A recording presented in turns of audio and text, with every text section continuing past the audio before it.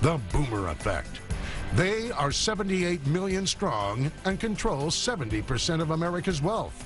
Find out which sectors and industries will be booming over the next 15 years. When we come back, the boomer effect. They are 78 million strong. They control 70% of America's wealth. Find out which sectors and industries will be booming over the next 15 years. Squawk Box will be right back. Today, we're kicking off a new series here on Squawk that we're calling Baby Boomer Effect. A baby boomer is someone born in the years after World War II, between the years 1946 and 1964.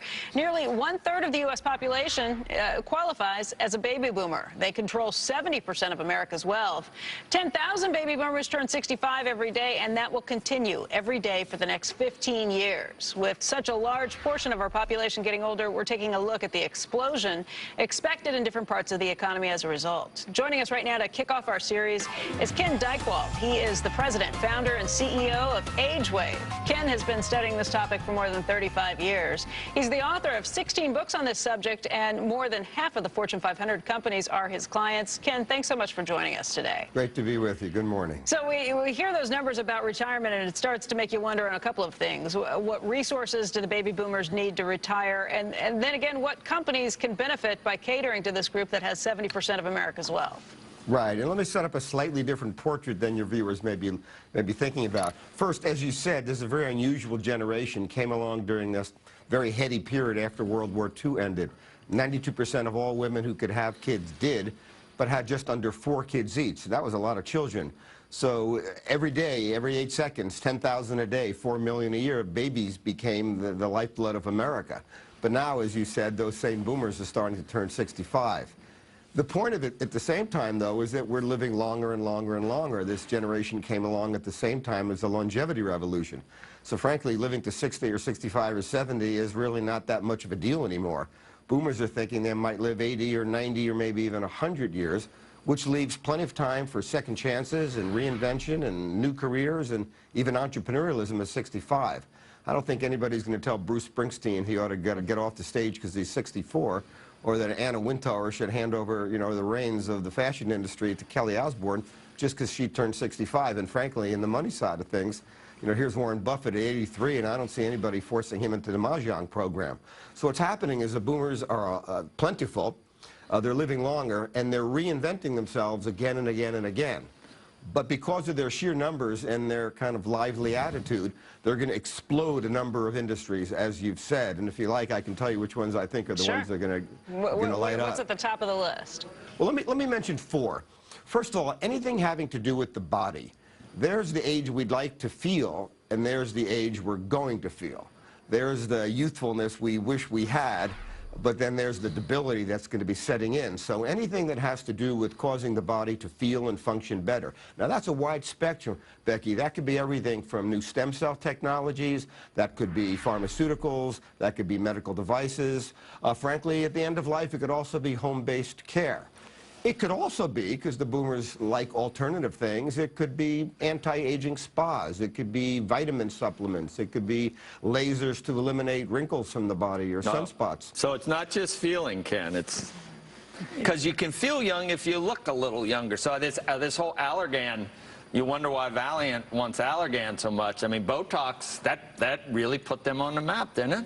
Yeah, Botox has had many, many thousands % growth over the last several years, and it does not look like it's going to go away because there's going to be miles and miles of wrinkles coming, and people are going to try to figure out how to take them down a bit. Yep. No, my over-the-counter skin cream I found was Valiant. I realized that the other day. It was a Valiant product. Yeah, I mean, it used to be skin creams were about pimples and acne. When the boomers came along, Clearasil did quite well for investor Ivan Combe. What's going to happen when all of us have got thousands of different kinds of physical issues that we wish we could get rid of? The second big zone is going to be leisure time, and that's because due to the dual liberations of empty nesting and then either partial or full retirement, you're going to see the greatest amount of free time in the history of the world with people who are looking for an adventure or a good time or a chance to learn something. So that's going to benefit the travel industry, leisure, hobbies, volunteerism, adult education, pornographic websites, going back to school, books, learning, anything that has to do with helping this highly educated, high-spirited generation fill its free time is going to be another category of predictable growth. Third, You're going to see financial services in a couple of ways. You're going to see, first of all, is about $20 trillion worth of inheritance wealth about to get set in motion. And a lot of people are going to try to get their hands on that. And it won't be distributed evenly.